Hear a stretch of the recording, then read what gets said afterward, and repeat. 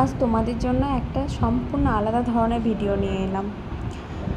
আজ অনেক দিন পর ছবি আঁকতে ইচ্ছে হলো। ইচ্ছেটা এমনি এমনি হয়নি। আমার ছেলের জন্য একটা ডাইনোসর এনেছিলাম, যেটা বেলুনের হয়। সেটা আমি ফাটিয়ে দিয়েছি, যার কারণে ও অনেক কান্না করেছে। আর ডাইনোসর হলো ওর সবথেকে প্রিয় পশু। ও ঘুম থেকে ওঠা থেকে শুরু করে ঘুমোতে যাওয়া অবধি ডাইনোসর ছাড়া আর অন্য কোথাও কথাই বলে না। তার মুখে শুনতে পাবে সব সময় ডাইনোসর। তাই ভাবলাম তার জন্য একটা ডাইনোসর এঁকে দিই, কারণ ওই বেলুনটা আর খুঁজে পাচ্ছিলাম না। তো যাই হোক, আঁকতে তো অনেক দিন পর আঁকলাম, তো আঁকতে তো একটু ভয়ই লাগছিল। প্রায় 5-6 বছর পর রং তুলি হাতে ধরলাম। এমনি পেন্সিলে এঁকেছি, কিন্তু রং তুলি আর ধরা হয়নি। তো তারপরে আবার দেওয়ালে প্রথমবারই আঁকছি। আমি কখনোই আঁকিনি দেওয়ালে।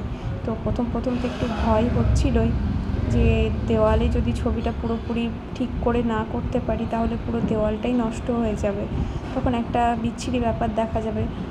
তো এত কিছু ভেবে ভয়ই লাগছিল। তো যাই হোক, অবশেষে ছবিটা আমি কমপ্লিট করতে পেরেছি।